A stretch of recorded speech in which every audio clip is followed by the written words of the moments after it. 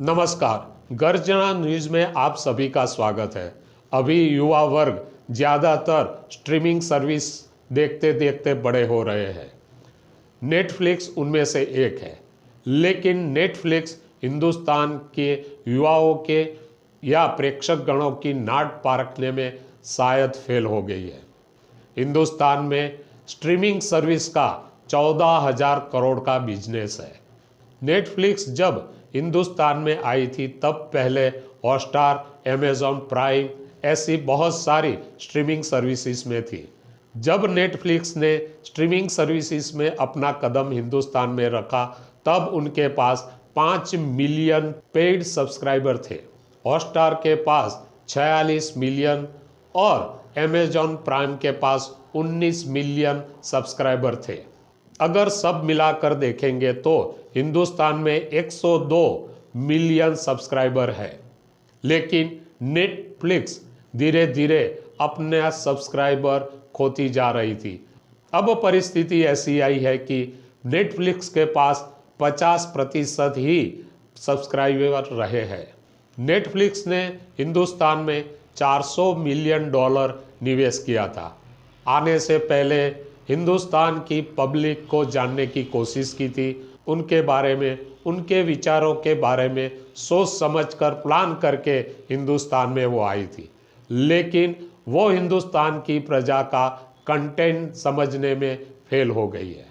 Prime video में देखेंगे तो फैमिली मैन, पाताल लोक, मिर्ज़ापुर जैसी वेब सीरीज देखकर अपना अस्तित्व दर्ज कराया था, लेकिन नेटफ्लिक्स ने शाहरुख खान की रेड चिली एंटरटेनमेंट के साथ मिलकर कंटेंट देने की कोशिश की, लेकिन जितनी चाहिए इतनी सफलता नहीं मिली। अमेज़ॉन प्राइम के पास 100 फिल्म है, जबकि नेटफ्लिक्स के पास सिर्फ 20 ही फिल्में हैं। ऑर्मैक्स मीडिया के पास से नेटफ्लिक्स ने सिर्फ 9 टाइटल खरीदे हैं, जबकि अमेज़ॉन प्राइम ने 40 टाइटल खरीदा है। उस पर से आप अंदाज़ा लगा सकते हैं कि अमेज़ॉन नेटफ्लिक्स के कितनी आगे है। नेटफ्लिक्स ने 14 दिसंबर को अपना मंथली प्लान सुधार कर 199 कर दिया था, जो पहले 499 थे। ये कीमत कम करने के बाद भी सब्सक्राइबर बढ़े नहीं है। इसके कारण ये चिंता की बात नेटफ्लिक्स के लिए हो गई है। और जब 50% सब्सक्राइबर घट जाते हैं तो सोचने वाली बात है।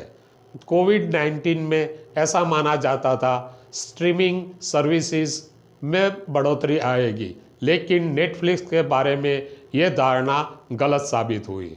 नेटफ्लिक्स ने पासवर्ड शेयरिंग का आइडिया भी रखा था, लेकिन ये आइडिया भी फेल हो गया था। नेटफ्लिक्स को $6 अरब का घाटा हुआ है। नेटफ्लिक्स में जो वहीवट करते हैं वही लोग इसके लिए जिम्मेदार हैं, क्योंकि जब सब्सक्राइबर घट रहे थे तब उन्होंने कोई ध्यान नहीं दिया था।